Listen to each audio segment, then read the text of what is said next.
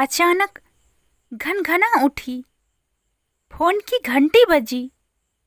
करीब सुबह के 10:30 बज रहे थे और सरिता किचन में काम कर रही थी।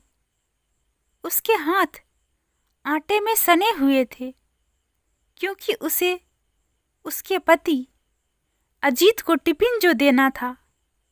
सुबह सुबह सभी गृहिणी की तरह वह भी बहुत व्यस्त रहती थी। फिर वह आटे में सने हुए हाथ से फोन उठाने गई तो देखा कि उसकी मम्मी का फोन आया था। झुंझलाहट में उसने फोन उठाकर कहा, ओफो मम्मी, मैंने आपसे कहा है ना कि मेरी अभी अभी नई नई शादी हुई है। शादी को सिर्फ 5 महीने हुए हैं। यूं सुबह सुबह फोन मत किया करो। ऐसा कौन सा जरूरी काम था कि आप थोड़ी देर इंतजार ना कर सकी। चलिए अभी फोन रखिए, मैं अभी बहुत व्यस्त हूँ। थोड़ी देर में आपको फोन करती हूँ। फिर सरिता किचन में आकर पराठे बनाने लगी ताकि अजित का टिफिन पैक कर सके। 11 बजे करीब जब अजित ऑफिस के लिए निकल गया तब उसे एहसास हुआ कि आज उसने अपनी मम्मी से कितनी खराब तरीके से बात की। उसे अंदर ही अंदर गिल्ट महसूस हो रही थी, लेकिन वह भी क्या करती। मम्मी का रोज का यही काम था। इसीलिए आज गुस्से में कुछ ज्यादा ही रूडली बात की। इसीलिए उसने जल्दी से मम्मी को फोन लगाया और कहा, माँ, आप मुझे माफ कर दीजिए। मैं सुबह कुछ ज्यादा ही बोल गई आपको। तब उसकी मम्मी ने कहा, कोई बात नहीं बेटा, गलती मेरी ही थी। अब माँ प्लीज शर्मिंदा मत करो और बताओ फोन क्यों किया था। वो बेटा, कुछ तबीयत ठीक नहीं लग रही। ठंड के मारे सर्दी जुकाम सा ज्यादा हो गया है और नीचे टहलना भी नहीं हो रहा, जिसकी वजह से गैस भी बहुत ज्यादा बनती है तो भूख भी नहीं लगती।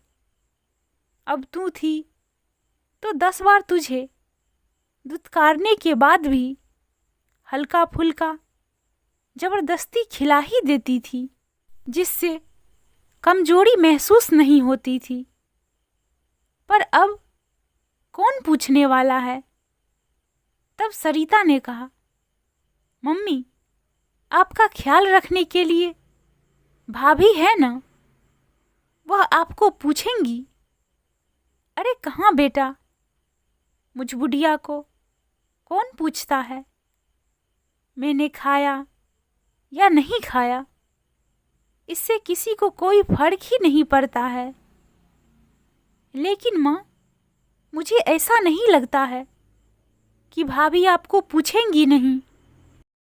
वो मेरा और तुम्हारे जमाई का भी कितना ख्याल रखती है। मैं जब भी पीहर आती हूँ मुझे 1 कप चाय तक बनाने नहीं देती। हर वक्त तीमारदारी में लगी रहती है। मुझे बिल्कुल छोटी बहन की तरह मानती है। अरे बेटा, तू बहुत भोली है और तेरी भाभी उतनी ही चालाक। यह सब तो वो सिर्फ तारीफें बटोरने के लिए तेरे सामने करती है। घर में रोज 3 टाइम सब्जियां मैं ही काट कर बनाती हूँ। वह तो सिर्फ रोटियां सेकती है और संडे को जब कोई आइटम बनाती है तब भी सारी तैयारियां मैं ही करती हूँ। तुझे यह सब कैसे पता होगा। तेरी शादी उसकी शादी के पहले ही हो गई थी। और रही बात गिफ्ट की, तो वह अपने मायके से मिले हुए सस्ते गिफ्ट तुमको पकड़ा देती है, जिससे तुम खुश हो जाती हो और अपने मायके वालों के लिए बढ़िया और महंगे गिफ्ट खरीद कर लाती है। तुम जितना अपनी भाभी को भली समझती हो ना, वो उतनी भली नहीं है बेटा। वो मुझे दवाई देना हो या खाना पूछना हो, बस एक बार पूछती है, दिखावे के लिए। अगर वो सही मायने में मुझे अपनी माँ जैसी मानती तो मुझे जबरदस्ती करके जरूर खिलाती।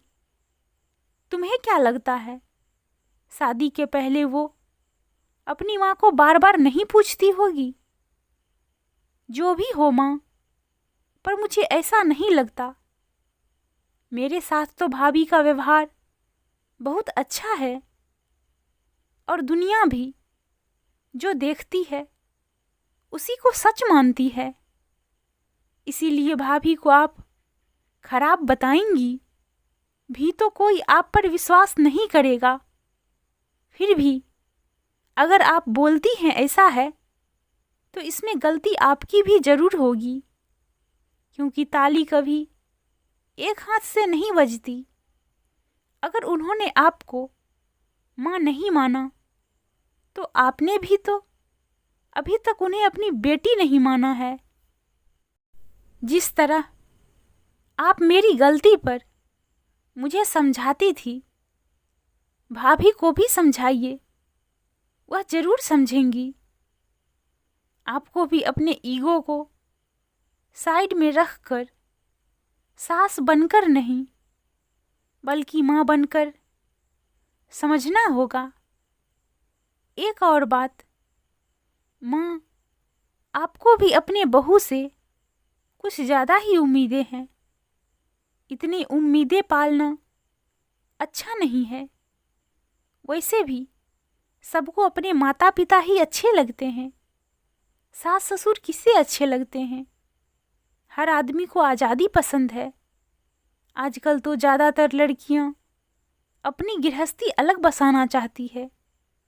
उन्हें सास ससुर कुछ ना भी बोलें, चुपचाप घर में रहें, तब भी बंदिश लगती है।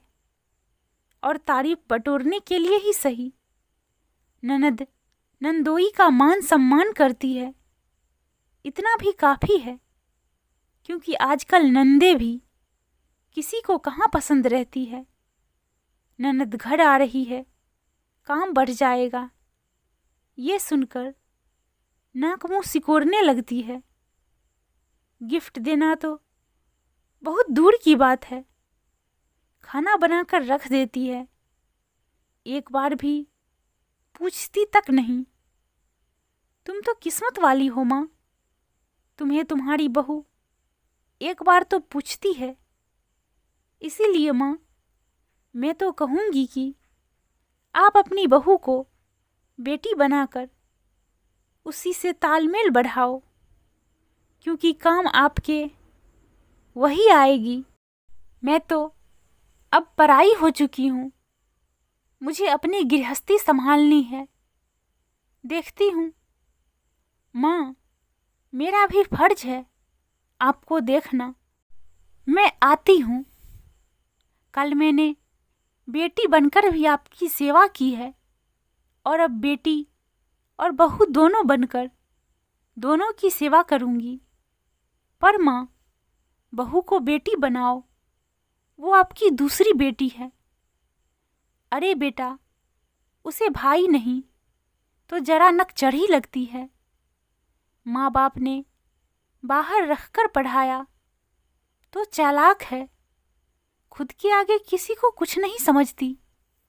उसे सेवा करना क्या आएगा जो तुझे आता है? उसने कभी की होगी क्या अपने माँ बाप की सेवा? अपने माँ से रोज बात करती है, घंटों घंटों।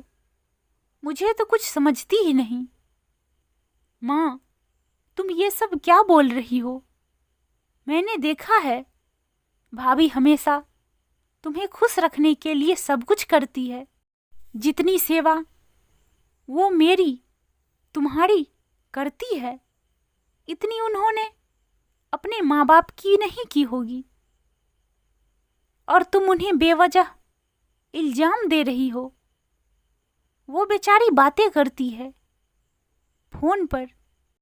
क्या उनके माँ बाप को सेवा की जरूरत नहीं है? फिर भी तुम उनकी शिकायत कर रही हो। माँ, भाभी की जगह कोई और होती तो कब का तुमसे अलग होने की ठान लेती।